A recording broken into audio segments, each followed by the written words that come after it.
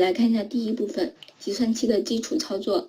在这一章节，我们会按以下5个部分进行介绍。首先会介绍计算器的计算器是什么，以及它是如何在 Windows 和 Linux 两个操作系统中安装的。在第二部分中，我们会写一个简单的计算器实例。之后，我们会在第3部分将写好的实例应用在报表中，也就是报表的计算器数据集作为报表的数据来源。在第4部分呢，我们看一下计算器是如何连接数据库的，可以在连接数据库的时候，通过在计算器的脚本中、代码中，我们可以做哪些操作。第5部分。我们具体看一下，我们会介绍一下计算器在报表应用中是如何集成的。下面我们来了解一下什么是计算器，计算器可以用来做什么。计算器呢，可以定位成为一种程序设计语言，它主要是针对于半结构化的数据进行计算。计算器可以进行内存计算、外存计算以及集群计算，所以它可以实现大数据平台的搭建。在报表应用中，应用计算器可以在开发过程中降低报表开发的难度，优化报表的应用结构，以及提升报表应用最终的运算性能。下面我们来看一下计算器的安装包，安装包是如何获取。通过下面的官网地址，可以在我们官网获得到计算器的安装文件，以及计算器所使用的授权文件。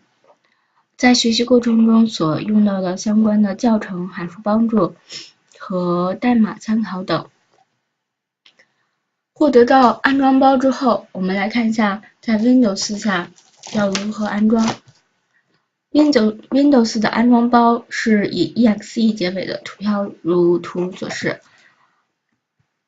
安装 Windows 的安装 Windows 在 Windows 下安装可以按照以下步骤。首先双击运行，安装程序，然后按照提示依次点击下一步，最后接受许可证协议。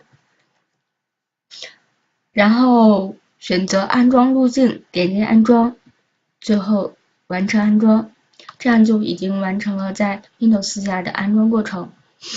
我们再来看一下在 Linux 下的安装。Linux 下的安装文件，我们提供的是这样的一个压缩文件，其中包括计算器的设计器以及它的存储服务、节点机服务，还有它所带的示例数据库 HCircle 数据库。它的安装方式呢，解压这个压缩包之后会有一个文档说明，可以参照文档说明在Linux 下进行安装。下面我们来看一下计算器的界面。安装好的计算器打开之后，它的界面是这样子。首先这一部分主要是编辑调试功能，这里编辑调试功能，计算器作为一种程序设计语言，那我也是在这里呢，它也是一个程序的设计工具。我们也可以像在 Eclipse 里一样，对程序进行执行，并且设置断点，执行到断点。因为它是网格式的编程，我们也可以执行到光标所在的单元格。这一部分区域是计算器的网格式编程区域，我们的代码呢就可以写在这一个个的格子里。这种网格式编程语法完善，编写的方式呢也很简单，比 R、Python 等语言呢更加简单。在编写的语言们可以使用工具栏中的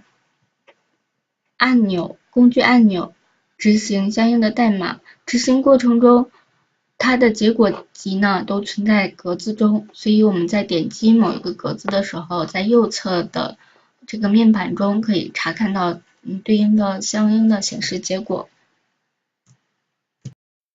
计算器安装好后，在我们的桌面上就会有一个这样的计算器图标，我们可以双击启动计算器。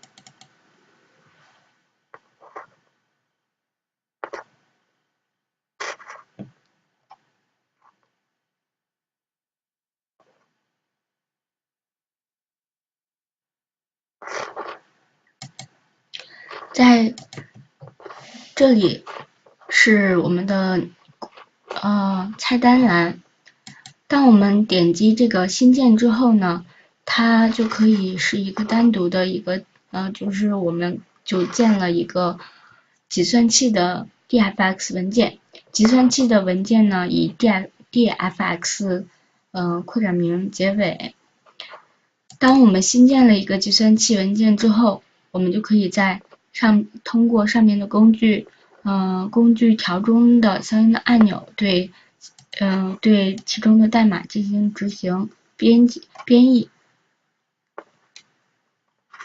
下面的这一部分区域是我们在执行相应的那个计算器文件时的一些信息。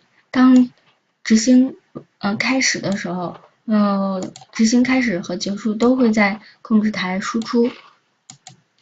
右侧这个区域是相应的显示单元格的结果的。